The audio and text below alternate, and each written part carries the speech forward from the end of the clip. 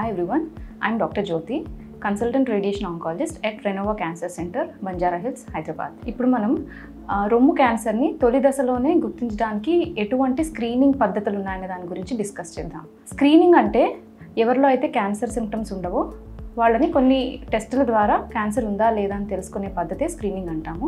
So breast క్యాన్సర్లో screening చేయడం వల్ల ఈ రొమ్ము క్యాన్సర్స్ ఏమైనా చిన్నగా ఉన్నప్పుడే మనం దాన్ని డయాగ్నోస్ చేయగలిగితే సింపుల్ సర్జరీస్తోనే దాన్ని కంప్లీట్గా క్యూర్ చేసుకోవచ్చు. సో ఎలాంటి మహిళలో ఎటువంటి స్క్రీనింగ్ పద్ధతులు ఉన్నాయి అని మనం చెప్పుకునే ముందు మహిళల్ని మనము ఒక 3 కేటగిరీలుగా విభజించుకుంటాము.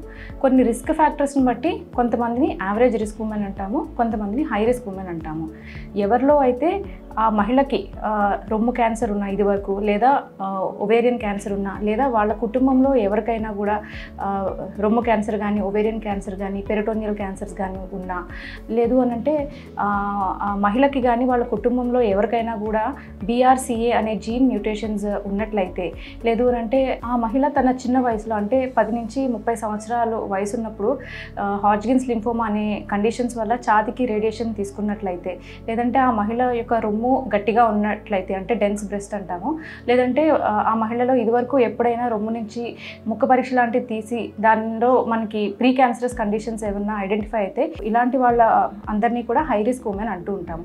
ఈ హై రిస్క్ ఉమెన్ శాతం అనేది చాలా తక్కువగా ఉంటుంది. కాకపోతే వీళ్ళలో ఫ్యూచర్లో క్యాన్సర్స్ వచ్చే రిస్క్ అనేది 20% కన్నా ఎక్కువగా ఉంటుంది.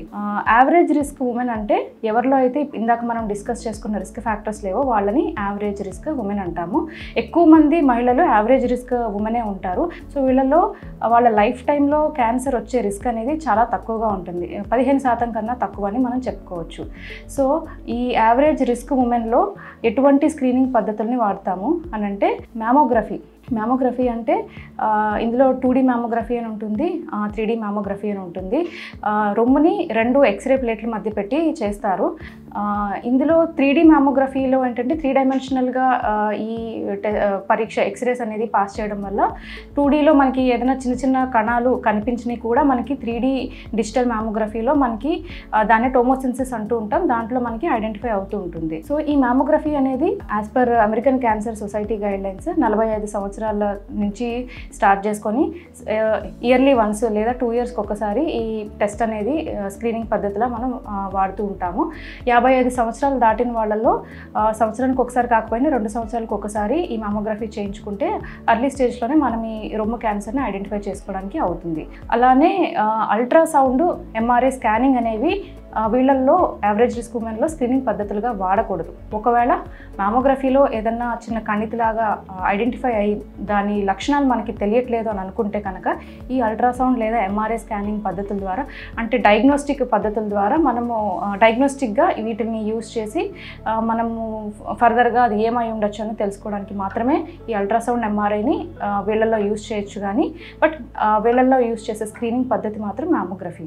తర్వాత మోడరేట్ రిస్క్ ఉమెన్ అంటే ఏ మహిళకైతే వాళ్ళ ఫస్ట్ డిగ్రీ రిలేటివ్లో అంటే వాళ్ళ అక్క కానీ, చెల్లి కానీ, వాళ్ళ అమ్మగారు కానీ వాళ్ళల్లో బ్రెస్ట్ క్యాన్సర్ డయాగ్నోస్ అయ్యి ఫ్యామిలీలో కానీ ఆమెలో కానీ ఎవరిలోనూ BRCA genetic mutations, BRCA mutations లేవో వాళ్ళని మోడరేట్ రిస్క్ ఉమెన్ అంటాం. వీళ్ళల్లో కూడా స్క్రీనింగ్ పద్ధతులు యావరేజ్ రిస్క్ ఉమెన్లో ఎలా అయితే వాడతామో అట్లానే వీళ్ళల్లో కూడా మ్యామోగ్రఫీ 45 ఇయర్స్ దాటిన తర్వాత 1 or 2 ఇయర్స్కి చేయించుకుంటూ ఉండాలి. Next high risk women. ఇందాక మనం చెప్పుకున్నట్టు ఎవరిలో అయితే రిస్క్ ఫ్యాక్టర్స్ ఉంటాయో వాళ్ళు హై రిస్క్ ఉమెన్ అంటాం. వీళ్ళల్లో క్యాన్సర్స్ వచ్చే రిస్క్ 20% కన్నా ఎక్కువ ఉంటుంది వాళ్ళ లైఫ్ టైంలో.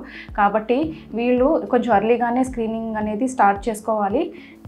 MRI స్కాన్తో పాటు మ్యామోగ్రఫీ అనే టెస్ట్ కూడా కలిపి 30 సంవత్సరాలప్పుడే స్క్రీనింగ్ స్టార్ట్ చేసుకొని సంవత్సరానికి ఒకసారి చేసుకుంటూ ఉండాలి. ఇప్పుడు మనం చెప్పుకున్నవన్నీ కూడా స్క్రీనింగ్ పద్ధతులు. మ్యామోగ్రఫీ కానీ MRI కానీ వాళ్ళ రిస్క్, క్యాన్సర్ రిస్క్ ఫ్యూచర్లో ఎంత ఉన్నదాన్ని బట్టి మనము రికమెండ్ చేస్తూ ఉంటాము. బ్రెస్ట్ సెల్ఫ్ ఎగ్జామినేషన్ అని ఉంటుంది.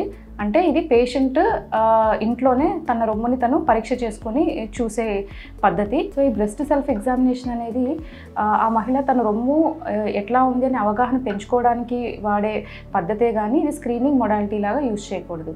అట్లానే క్లినికల్ బ్రెస్ట్ ఎగ్జామినేషన్ అని ఉంటుంది.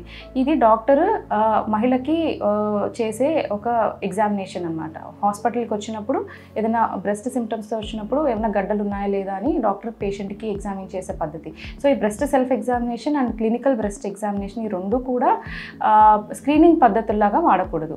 సో ఇలా రకరకాల స్క్రీనింగ్ మెథడ్స్ ఉన్నాయి. అందులో మ్యామోగ్రఫీ అనేది యావరేజ్ రిస్క్ ఉమెన్లో ప్రతి సంవత్సరం వాడుతూ ఉంటాం 45 సంవత్సరాల నుంచి. అదే ఎంఆర్ఐ మాత్రం మ్యామోగ్రఫీతో పాటు హై రిస్క్ ఉమెన్లో 30 సంవత్సరాలు అప్పటి నుంచి కూడా స్టార్ట్ చేసుకోవడం వల్ల ఈ రొమ్ము క్యాన్సర్ ఒకవేళ స్టార్ట్ అయితే తొలి దశలోనే దాన్ని మనం ఐడెంటిఫై చేసుకొని సింపుల్ సర్జరీస్తో దాన్ని కంప్లీట్గా క్యూర్ చేసుకోవడం సాధ్యమవుతుంది. Thank you.